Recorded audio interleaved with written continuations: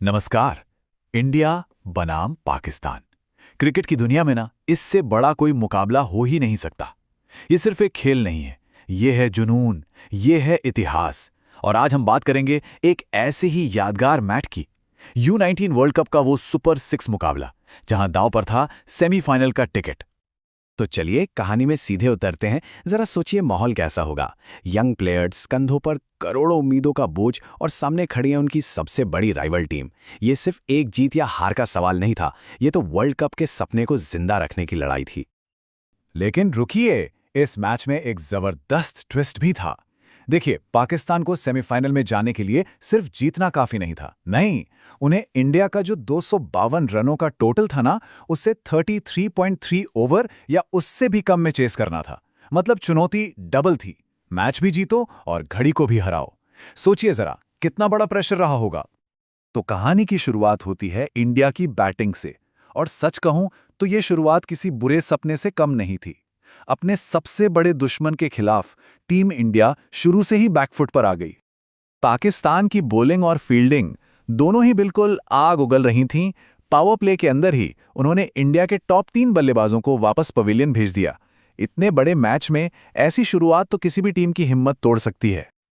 लेकिन कहते हैं ना, जब टीम मुश्किल में होती है तभी हीरो सामने आते हैं। और उस दिन इंडिया के लिए वो हीरो बनकर उभरे कनिष्क चौहान, जो एक बेहद नाजुक मौके पर क्रीज पर आए।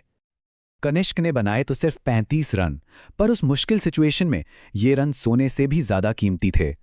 उन्होंने न सिर्फ गिरते हुए विकेट्स पर ब्रेक लगाया, बल्कि इंडियन इनिंग्स में एक नई जान फूंक दी। सही मायने में इसी पारे ने इंडिया को मैच में वापस ला खड़ा किया। अब इस स्लाइड की सबसे दिलचस्प बात यह है कि हमें सीधे खिलाड़ी के दिमाग में झांकने का मौका मिलता है।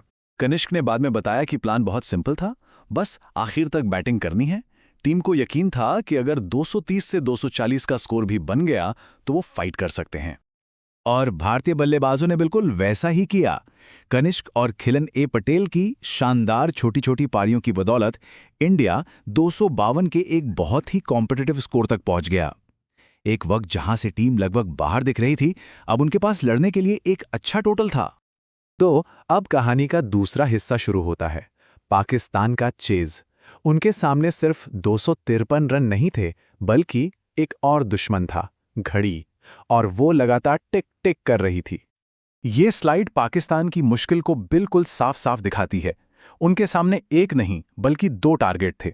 पहला, 253 रन बनाकर मैच जीतना, और दूसरा, सेमीफाइनल के लिए क्वालिफाई करने के लिए यही काम 33.3 ओवर में कर दिखाना। पाकिस्तान ने शुरुआत तो ठीक ठाक की थी, लेकिन जैसे जैसे ओवर बीतते गए, क्वालिफिकेशन के लिए जो रिक्वायर्ड रन रेट था वो बढ़ते ही चला गया। प्रेशर उनके चेहरों पर साफ नजर आ रहा था। हर डॉट बॉल के साथ उनका सपना उनसे दूर जा रहा था। और फिर आया मैच का सबसे बड़ा टर्निंग पॉइंट, वो लम्हा जब इंडिया के स्पिनर्स ने गेंद थामी और मैच का पूरा रुख ही पलट कर रख दिया। पता है क्या हुआ? 25 ओवर के बाद पिच ने अपना रंग दिखाना शुरू कर दिया। गेंद अब ग्रिप हो रही थी, टर्न हो रही थी, और बल्लेबाजों के लिए शॉट खेलना लगभग नामुमकिन सा हो गया था। ये इंडियन स्पिनर्स के लिए एकदम परफेक्ट स्टेज था।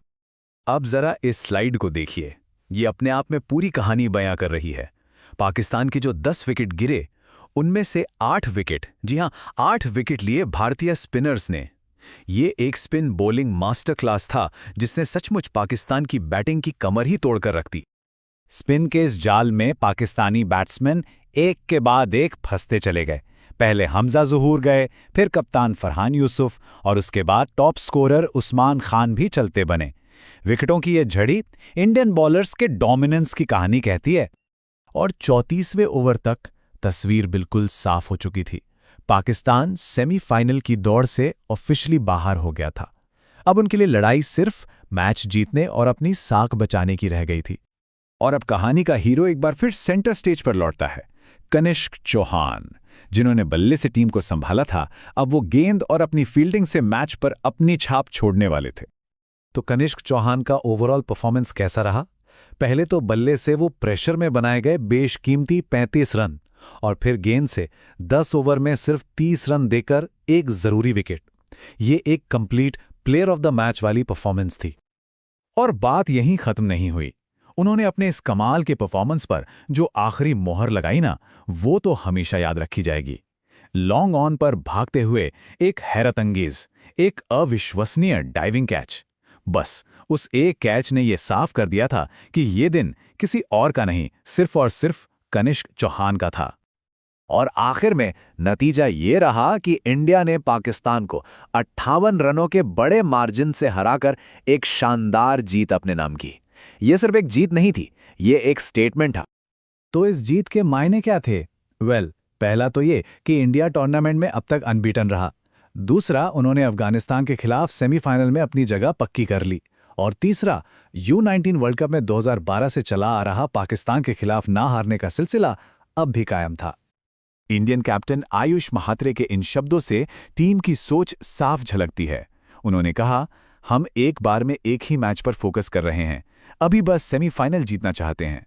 मतलब इतनी बड़ी जीत के बाद भी टीम का फोकस अगले टारगेट पर था। तो सवाल अब यही उठता है, अपने सबसे बड़े राइवल को इस तरह से डोमिनेट करने के बाद क्या ये young Indian team world cup का खिताब जीतने के लिए तैयार है? इस बारे में सबकी अपनी अपनी राय हो सकती है, लेकिन इसका असली जवाब वो तो वक्त ही देगा।